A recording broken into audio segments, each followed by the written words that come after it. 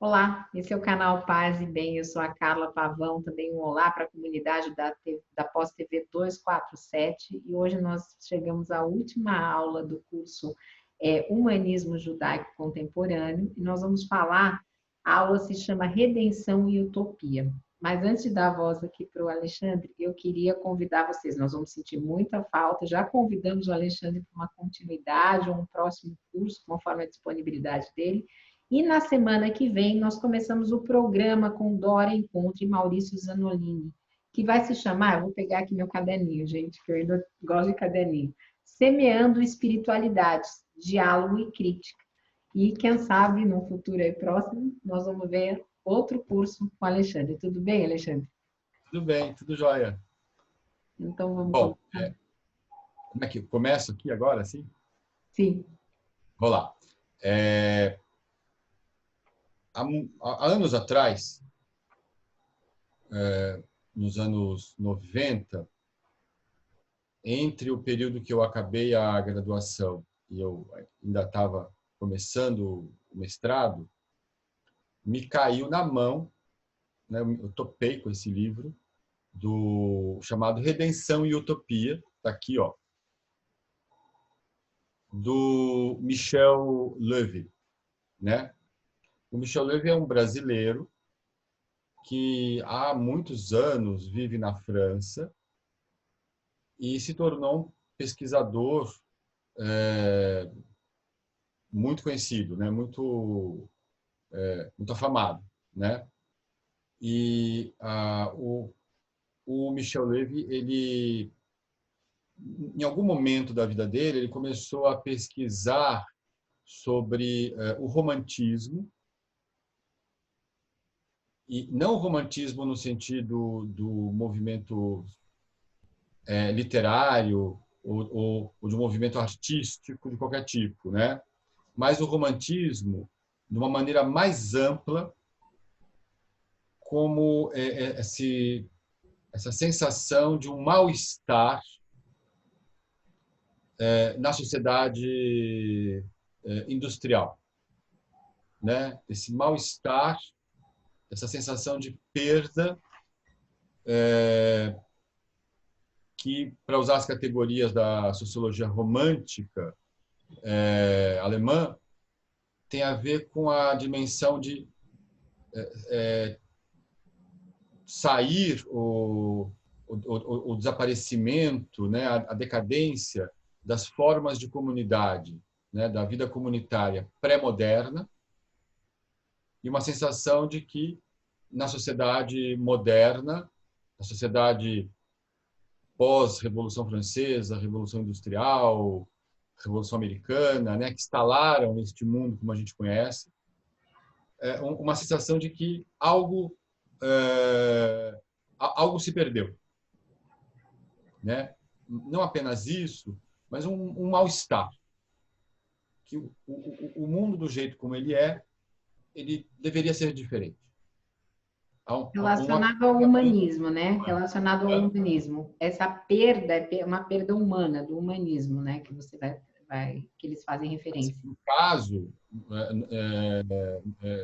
do nosso curso aqui tem a ver com isso, né? Mas o Michel Levy,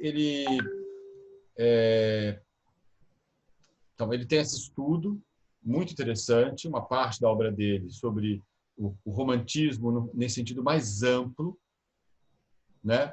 Aí ele consegue, por exemplo, identificar nos movimentos ecológicos,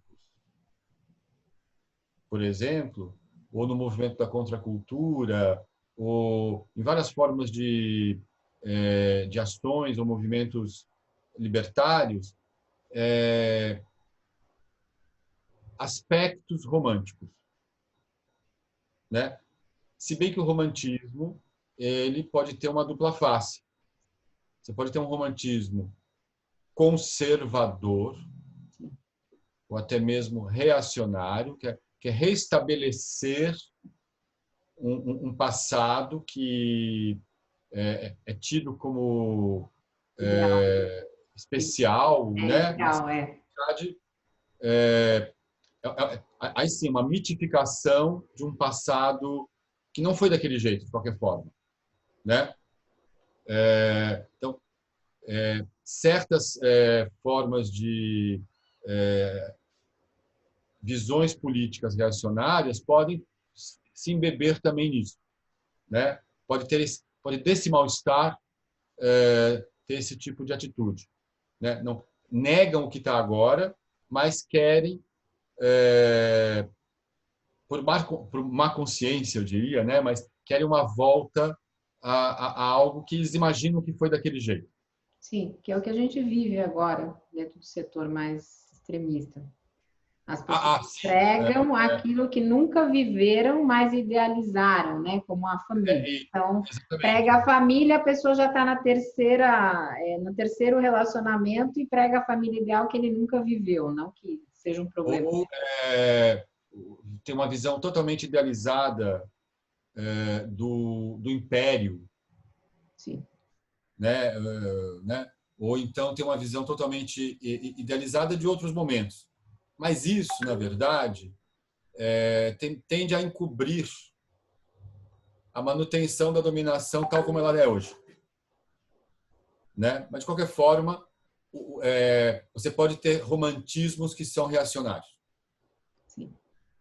No entanto, o Michel Levy ele mostra que também o contrário pode ser, né? Que a utopia libertária, que o pensamento ecológico, que coisas como a teologia da libertação no mundo católico podem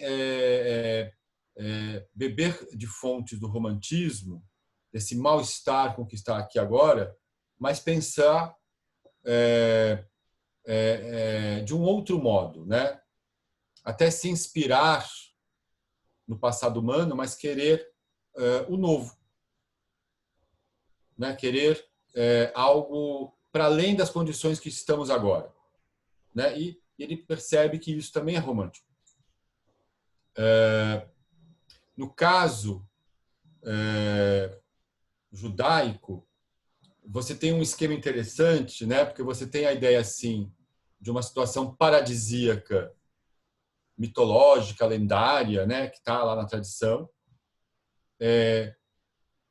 O mundo tal como ele é agora, o Olam Hazé, né? Em hebraico se diz este mundo, tal como ele é, né?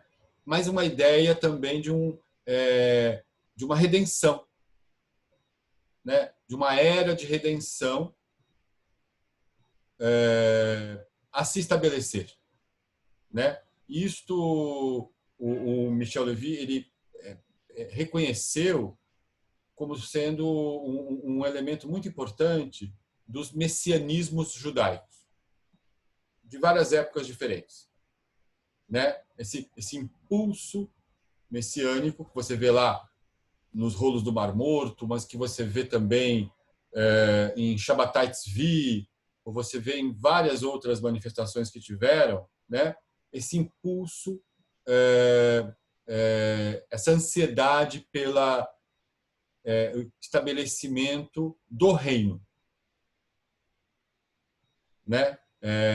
Que o reino de Deus seja algo do qual os seres humanos participem, não como algo meramente uma volta a um passado, mas um futuro que ainda não se estabeleceu, né?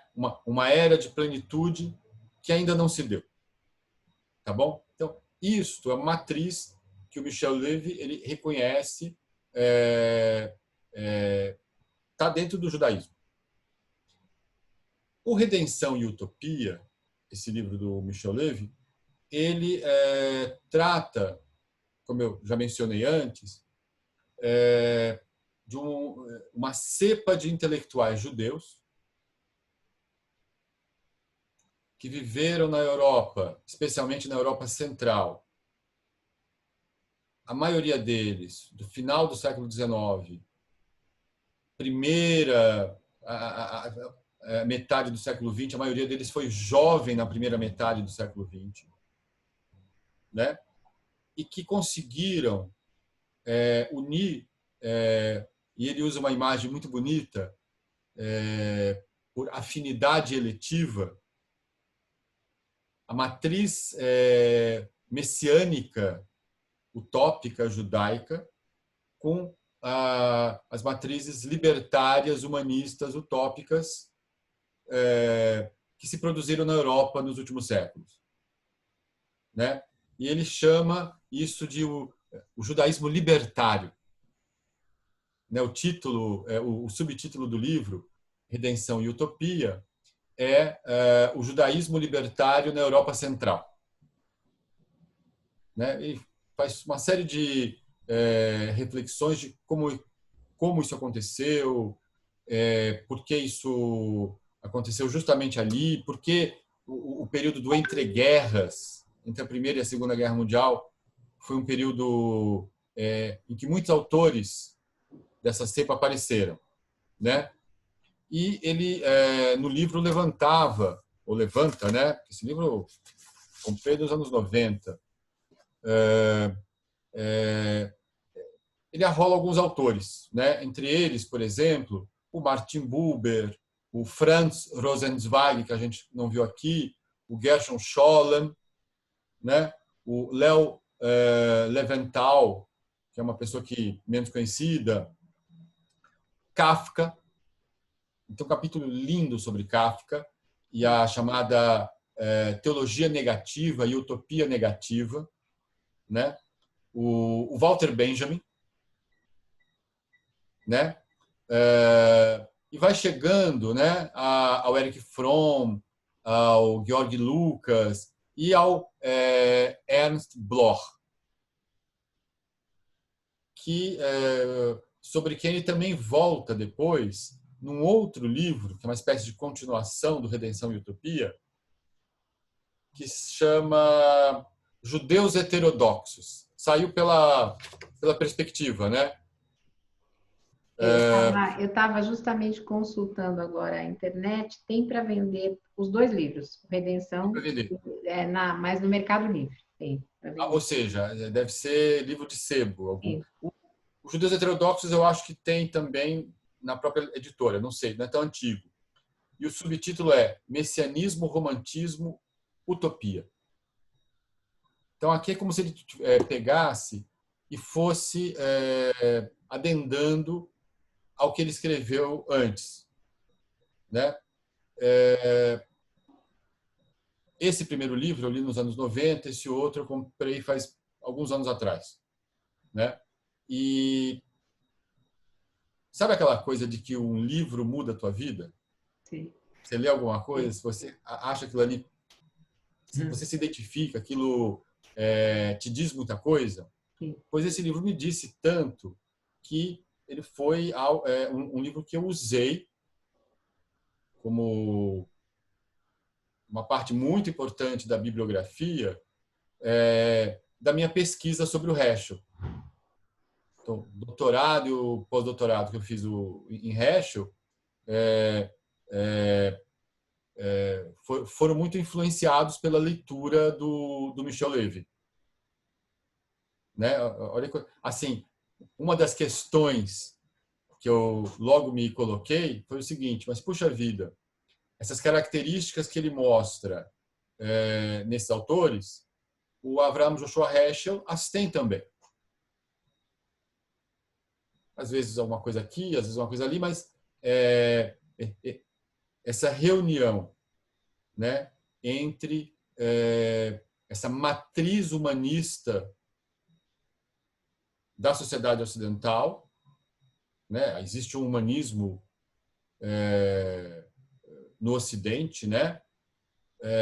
Essa matriz libertária, né? Que foi também elaborada no Ocidente, e a matriz judaica que coloca a questão da emancipação humana, a questão da dignidade humana num nível muito importante. Então, uma das teses que eu tenho em cima do Michel Levy é que o Avraham Joshua Heschel poderia estar no livro do Levy. Poderia ter sido um autor, mas ele é uma geração um pouco mais jovem do que os autores que o Levy trata. né? Quando eles estavam lá produzindo, o Heschel ainda estava no começo da vida dele. De qualquer modo, isso me orientou também para esse curso como referência os autores que ele arrola de fontes, de várias fontes, para a gente poder fazer um roteiro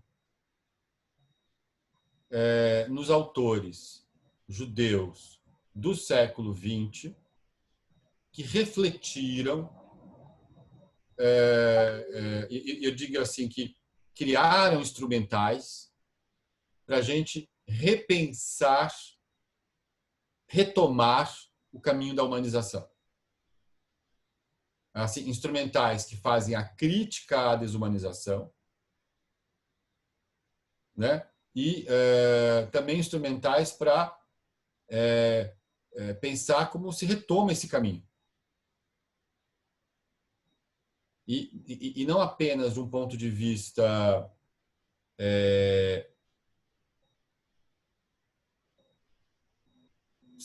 que não leva em conta a matriz do pensamento judaico, né? Porque isso pode ser pensado de muitas matrizes, mas no caso deles, levando em conta essa matriz. E, na minha opinião, fazendo reflexões extremamente relevantes, não apenas para internamente o pensamento judaico, mas eu diria para o pensamento humano da nossa época, né? É uma contribuição muito interessante, muito importante que eles deram para dentro do judaísmo e para fora também.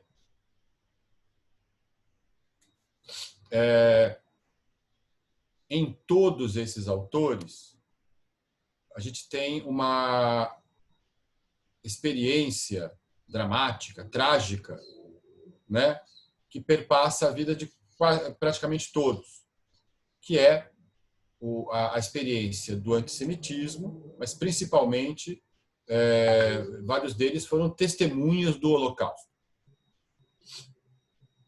né? Esse testemunho, essa reflexão de aonde o nazifascismo pode levar, de aonde esse tipo de anti-espiritualidade pode levar, isso eu acho também são extremamente importantes e ricas para o nosso momento atual. Né? A gente precisa refletir sobre essas questões, né, do nazifascismo do ponto de vista da perspectiva espiritual e também da espiritualidade também a humana, que é o que eles trazem. Até eu tinha comentado com você antes da gente começar que eu estou retomando leitura de Erich Fromm por conta disso. Então já é uma coisa boa, porque o Fromm, que foi um autor que a gente viu aqui nesse curso, é um autor do qual o Michel Levy trata, né? E poder reencontrá-lo, tirá-lo lá do baú, tá entendendo? E perceber que ele tem reflexões interessantes para nós agora, só isso já me deixa muito contente, né? O percurso que a gente fez, só para pensar assim um pouco, resumindo essas 8 aulas, assim, a gente começou com o próprio texto bíblico, afirmando lá no início da narrativa do Gênesis que o ser humano é Tselem Elohim, que o ser humano é, por um lado, a imagem divina, mas que, por outro lado, o ser humano é a Farmina Adamá, é o pó da terra. Né? É interessante que, justamente após tantos séculos, quem percebe essa contradição interessante é Abraham Joshua Heschel, que é o primeiro autor que a gente viu. Né? Heschel percebe, olha que coisa interessante, o ser humano é entendido já pelo texto bíblico que na tradição judaica é um texto fundante, né? O ser humano é percebido como essa contradição. Ele é o pó da terra, ele é produto do planeta. Nós não somos um grupo que veio de outro planeta para colonizar aqui, né? Nós somos produtos desse planeta, né? Os animais também são descritos assim, ou seja, esse é um parentesco que nós temos com outras espécies, né? Mas ao mesmo tempo, o ser humano tem algo de sagrado. A sacralidade divina, de algum modo, está impressa em cada pessoa. Então, esse valor máximo que tem a pessoa humana e que tem a humanidade coletivamente. Porque o termo Adam é, na verdade, um termo genérico para todos os seres humanos, né? Todos nós somos esses terráqueos. E aí Heschel nota uma outra contradição interessante, que é o ser humano ser chamado de imagem divina, ou seja, Deus está dizendo, essa é a minha imagem, e ao mesmo tempo tem um mandamento que diz, não façais imagem. Como? Deus diz que não é para fazer imagem e ele faz uma imagem, né? E Heschel, de uma maneira poética, entende isso de novamente uma segunda dialética aqui, né? Não é para que a gente sirva às imagens que a gente faz, não é que nós nos tornemos servos do nosso próprio produto, daquilo que a gente produz, como acontece hoje, até, é para ser a imagem. Então, além de ver o outro como esta imagem, também entender que é uma tarefa realizar essa imagem. Realizar a justiça, a piedade, a preocupação, o cuidado com o outro, por Deus, porque senão, como é que eu vou dizer, não é através de uma chuva, não é através dos meios naturais que isso pode ser realizado.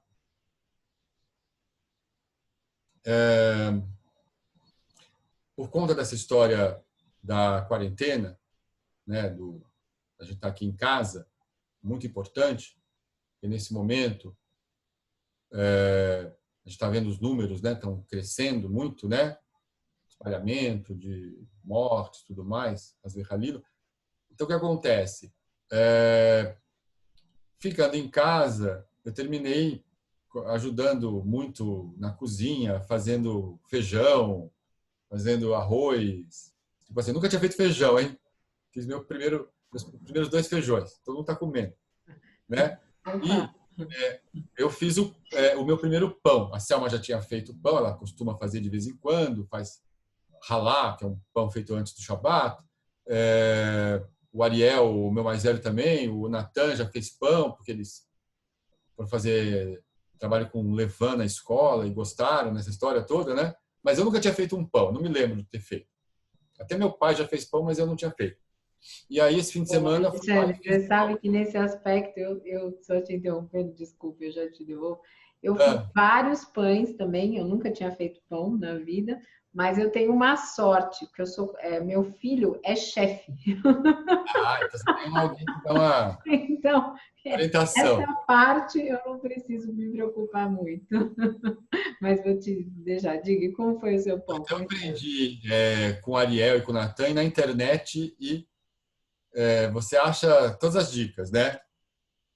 E a Selma também sabe, eles têm mais experiência que eu. E, bom, o que eu quero dizer com essa história de fazer pão?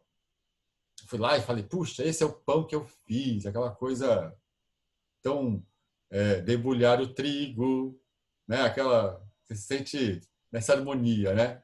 Mas aí o que acontece? Eu me lembrei, na hora, assim, de uma bênção. Uma bênção muito comum, dita muitas vezes pelos judeus durante as refeições, que é a bênção do pão, né? E a bênção do pão, ela tem a seguinte afirmação, que Deus motzi lechem min haaretz, né? Deus é amotzi lechem min haaretz, é aquele que faz o pão sair da terra. Mas pensa assim, pão sair da terra, pão não nasce em árvore. Não tem uma árvore de pão. Se bem que você tem uma fruta pão, mas, né, é só o nome. O pão não é alguma coisa que nasce assim naturalmente do nada. Você tem que ter alguém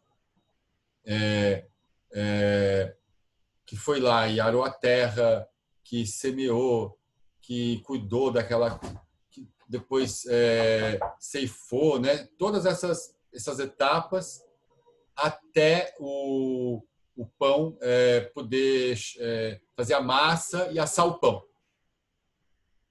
Então, tudo isso foi feito por mãos de pessoas.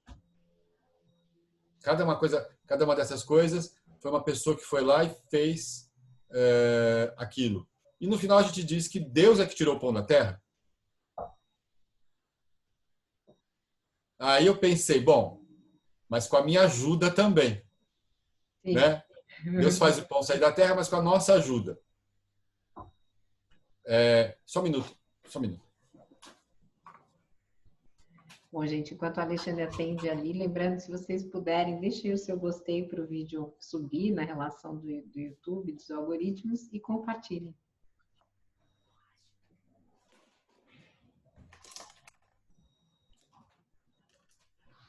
Meu filho de 13 que vem aqui para pegar material. Mas assim, o que eu quero dizer com isso? Deus faz o pão sair da terra através da nossa mão.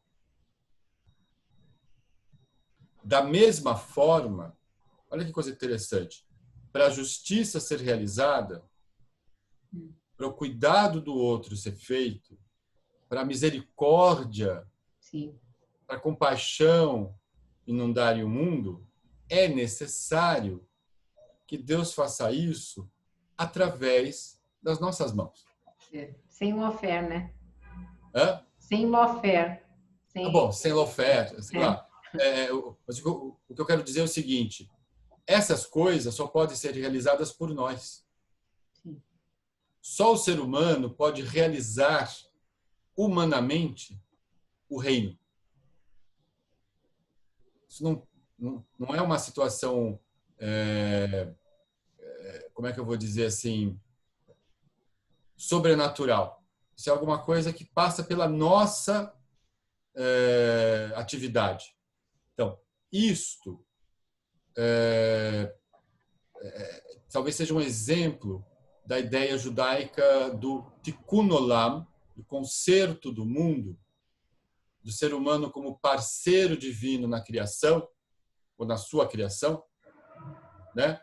Que, ao mesmo tempo, foi usado por vários desses autores como uma forma de... foi relido da tradição mística como responsabilidade social, como responsabilidade nossa de estabelecer um mundo mais humano.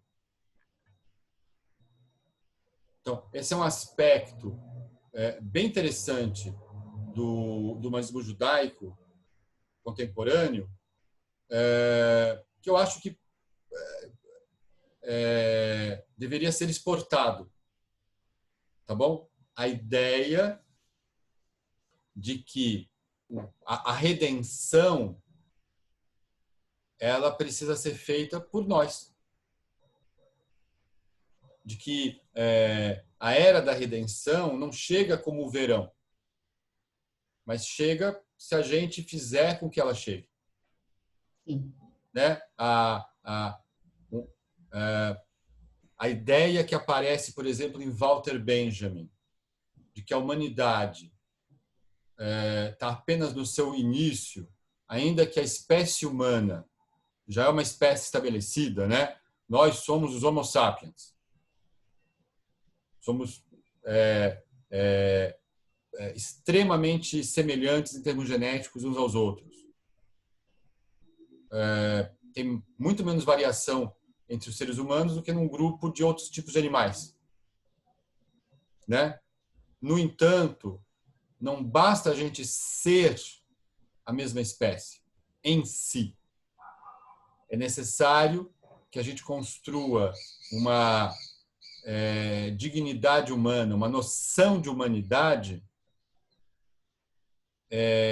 para si. Ou seja, o Walter Benjamin diz assim, a espécie Homo sapiens há muito tem chegado no final da sua evolução. Mas a humanidade, essa está apenas no começo. Essa está só no começo. É uma visão, eu diria assim, muito esperançosa. Né? É também um pouco pedagógica, né? Porque se você pensa que nós estamos cometendo tantos erros, mas estamos num processo de aprendizado que está no começo, vem essa esperança e vem abre vários caminhos. Você fica realmente com essa alegria dentro de você. Fala, olha, tá do jeito que tá, mas é porque a gente está no começo. Mas eu acho que ele fala isso não apenas no sentido de uma recorrência do tempo, mas num outro sentido, que é o sentido 2 daquele texto que a gente viu, o Rumo ao Planetário. A princípio, o Rumo ao Planetário é o planetário tipo daquele que tem no Ibirapuera, que as pessoas vão lá ver um show sobre as estrelas, uma vez que elas não conseguem vê-las, porque o céu fica encoberto nas grandes cidades. Sim. Mas tem um sentido segundo, né, que aparece no texto, que ele fala na escala planetária, né? E que a tecnologia nos leva às coisas serem em escala planetária. Ou seja, ele não usa o termo globalização, até acho muito bonito isso, mas ele usa esse termo que a gente poderia pensar numa planetarização. Pois olha que coisa interessante. Neste exato momento, né? Nesse exato momento, o que acontece? As questões humanas, os ecologistas já tinham notado isso já há muito tempo, né? Mas é claro que as questões humanas são em escala planetária. Sim. Tanto, como é que eu vou dizer, os problemas, como o modo de resolver. A gente se percebe num planeta muito pequeno, em que as coisas se espalham em muito pouco tempo, em que a gente faz também crise, né? interações. Essa crise a gente vai ter que resolver como sociedade. Eu tenho feito serviços religiosos com pessoas, às vezes, que estão em outros países participando, por conta dessa situação, né? O que isso significa em termos de Benjamin? Significa essa percepção de que, ao chegar nessa escala, é aí que a necessidade dessa tomada de autoconsciência humana, essa tomada de autoconsciência de uma humanidade comum, se faz ainda mais importante. Então, é assim que eu leio isso. Do Levinas, essa noção muito importante por uma espiritualidade humanizante, essa noção de que o ato religioso mais essencial não é o ritual, não é a meditação, não é essas coisas que são muito importantes, mas que sem o ato ético nada são. Né? Quando em uma religião dos adultos ele estabelece ele escreve isso, né? Também na primeira das lições talmúdicas dele, ele volta com essa história. A necessidade de estabelecer uma religião de adultos, uma religiosidade centrada na noção de que a espiritualidade sem o ato ético de nada vale. A espiritualidade ou ela é ética ou ela não é. E a ética é sempre medida pela ação desinteressada, não pela ação de interesse. Isso ele chama do econômico, que tem a sua legitimidade, mas é menor do que a legitimidade do ato ético. Então, isso é outra coisa importante.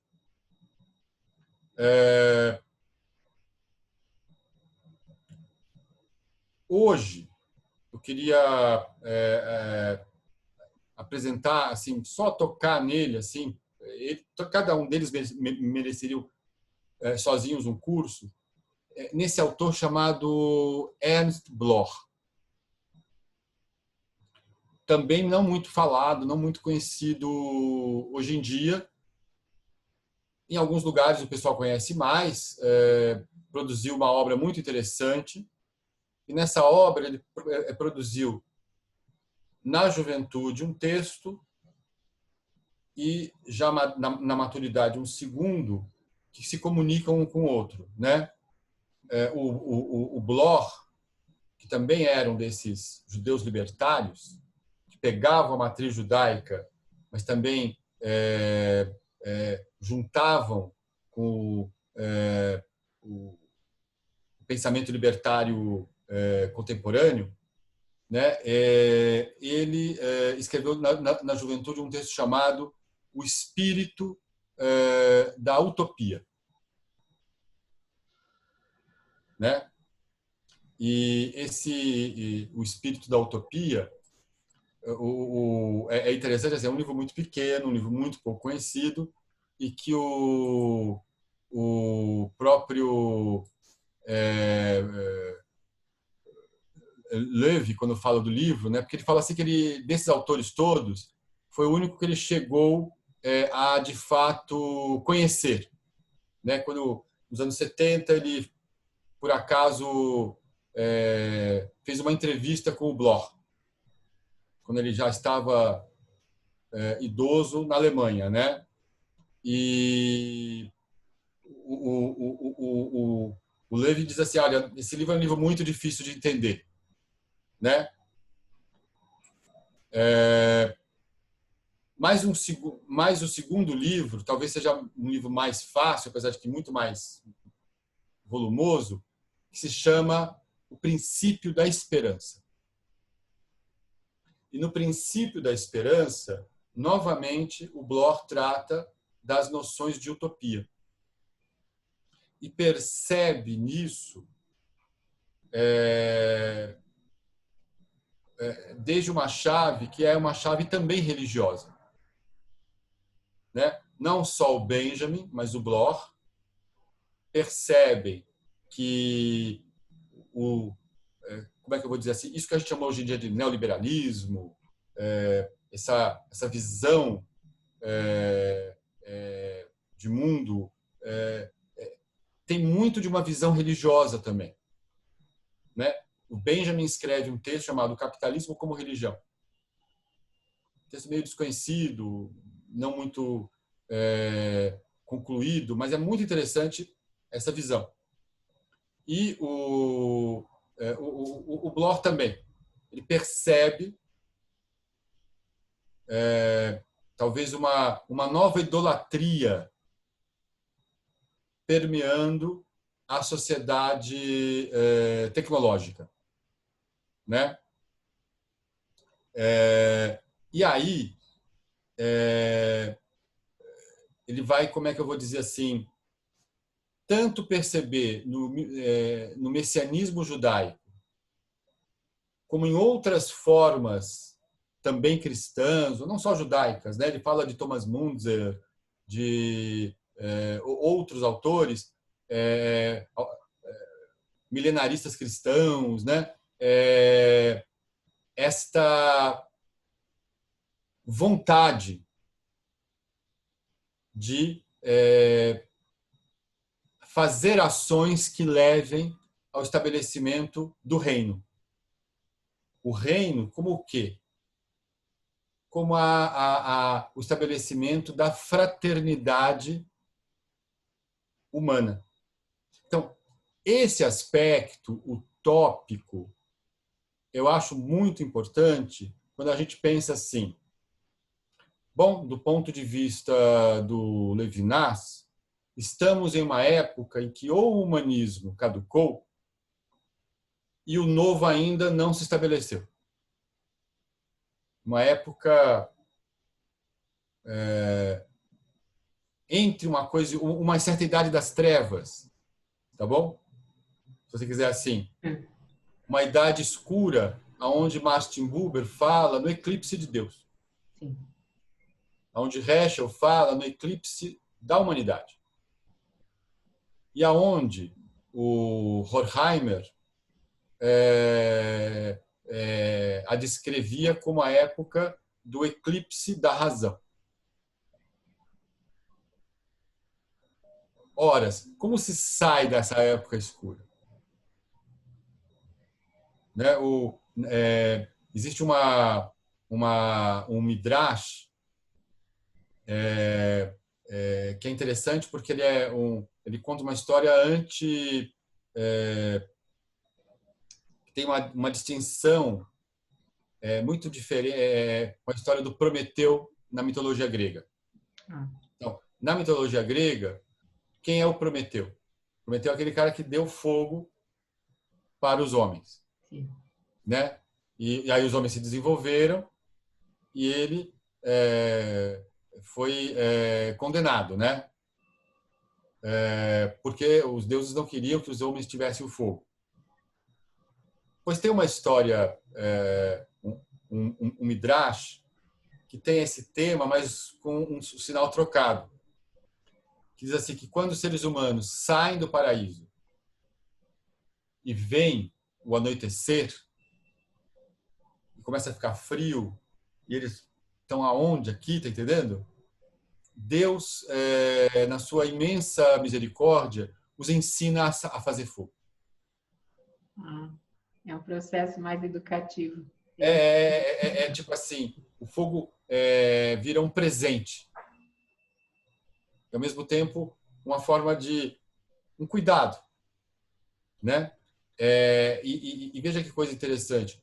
Nesse escurecer se acende luzes.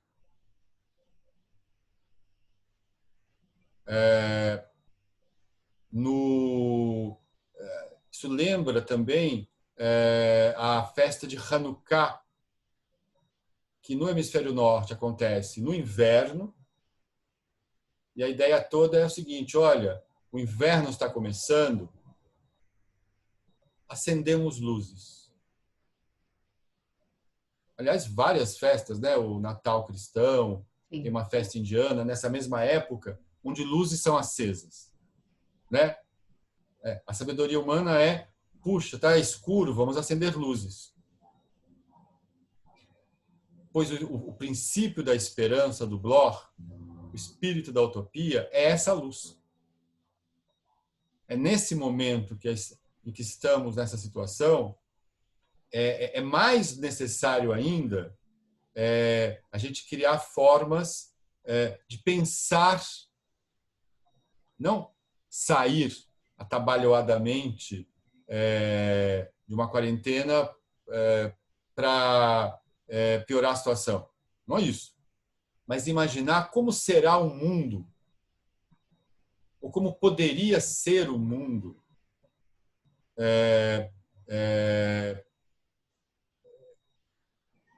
se ele for melhorado, se a gente fizer o conserto deste mundo.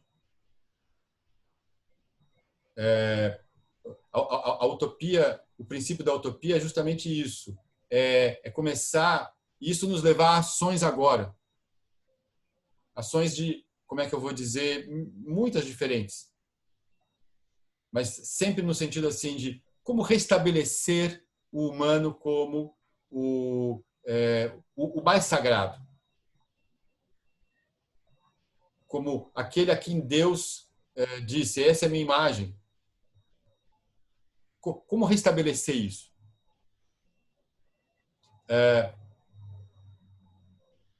O que é interessante nessa história é o seguinte: quando a gente fala em utopia, né? Esse é o nome de um livro lá do Thomas Moros, depois virou um meme da nossa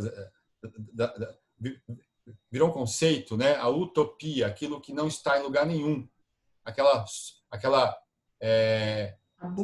situação, aquela sociedade mais aperfeiçoada, mas que em nenhum lugar se encontra, né? Olha que coisa interessante. A situação em que estamos hoje é uma situação em que cada vez mais se percebe que um mundo mais humano também deveria ser um mundo ecologicamente mais harmônico. Eu ia perguntar se ele faz referência à natureza, porque Benjamin... Ele faz referência, mas aqui eu estou trazendo para o nosso momento, né? Um mundo mais humano, a gente já percebeu que não adianta ser, como é que eu vou dizer,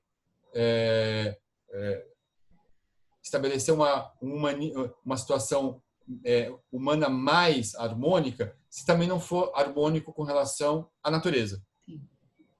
Os dois, na verdade, precisam ser estabelecidos concomitantemente, né? Olha que coisa interessante. Nós vamos percebendo cada vez mais que esse oikos, a casa, né? É esta casa onde a gente mora. Aonde é para se estabelecer essa situação é aqui. Não é num local que não existe, é neste local aqui, neste Olamazê, que existe, no qual a gente está inserido com todas as questões dele.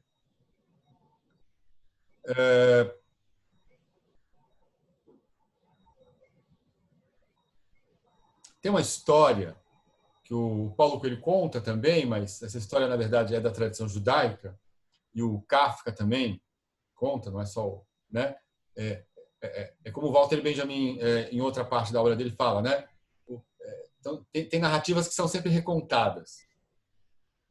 E a história de um cara que sonha,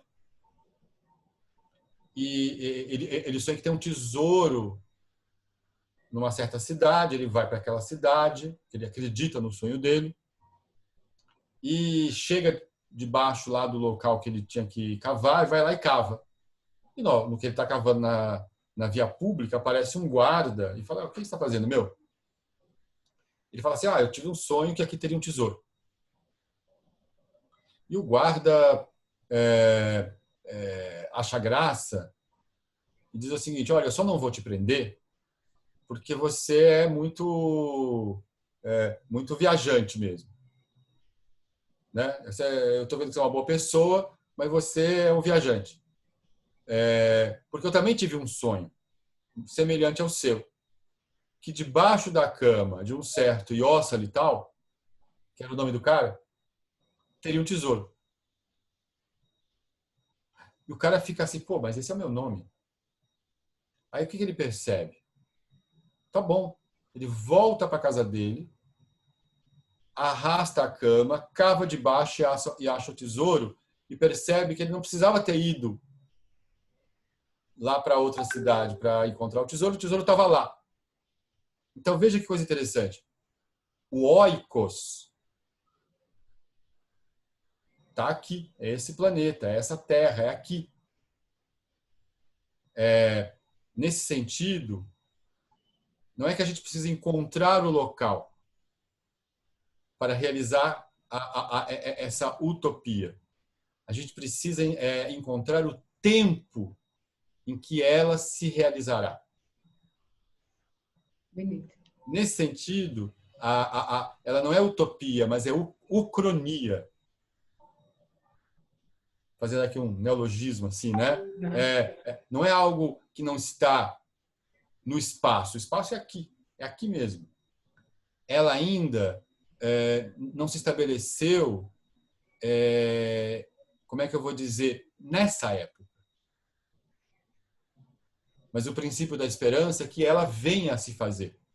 Não como o inverno ou o verão chegam, mas através das nossas mãos, que nem o pão.